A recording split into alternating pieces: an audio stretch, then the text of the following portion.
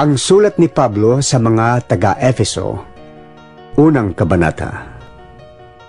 Mula kay Pablo, na naging apostol ni Kristo Jesus ayon sa kalooban ng Diyos, para sa mga hinirang na nasa Efeso at nagpapasakop kay Kristo Jesus. Sumainyo nawa ang pagpapala at kapayapaang mula sa Diyos na ating Ama at sa Panginoong Hesukristo. Purihin ang Diyos at Ama ng ating Panginoong Hesukristo.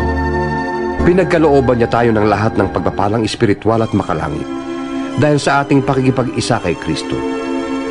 Bago palikhain ng sanlibutan, ay hinirang na niya tayo upang maging Kanya sa pamamagitan ng ating pakikipag-isa kay Kristo, upang tayo'y maging banal at walang kapintasan sa harap niya.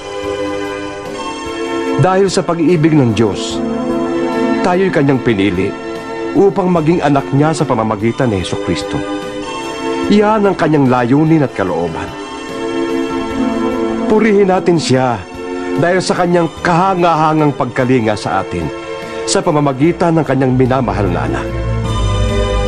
Tinubos tayo ni Kristo sa pamamagitan ng Kanyang dugo, at sa gayon ay pinatawad na ang ating mga kasalanan. Ganoong kadakila ang kagandahang loob na ibinigay niya sa atin. Sa pamamagitan ng Kanyang karunungan at kaalaman, ipinaunawa sa atin ng Diyos ang Kanyang lihim na layunin na isa sa katuparan sa pamamagitan ni Kristo pagdating ng takdang panahon. Ang layunin niyang ito ay pag-isahin ang lahat ng nilikha sa langit at sa lupa, at si Kristo ang Pangulo.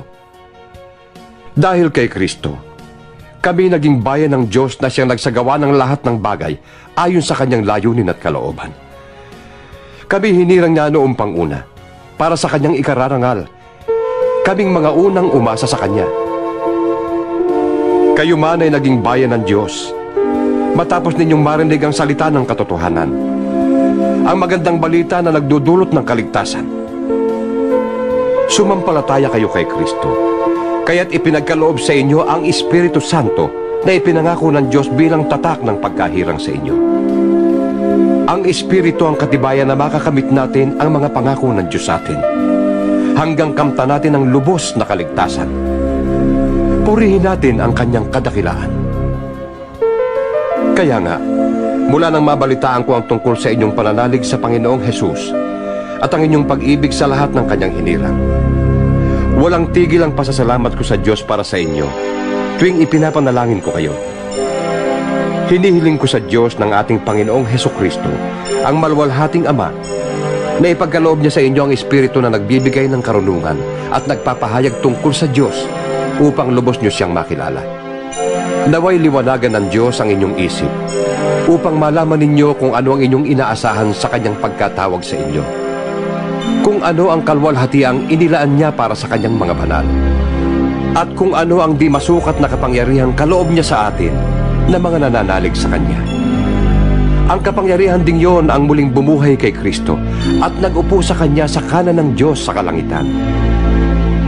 Kaya't nasa ilalim ng kapangyarihan ni Kristo ang lahat ng paghahari, kapamahalaan, kapangyarihan, at pamunuan sa kalangitan.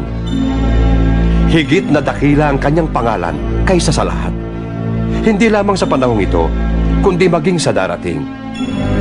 Ipinailalim ng Diyos sa kapangyarihan ni Kristo ang lahat ng bagay, at ginawa siyang ulo ng iglesia. Ang iglesia ang katawan at kapuspusan ni Kristo, na siya namang pumupuno sa lahat ng bagay.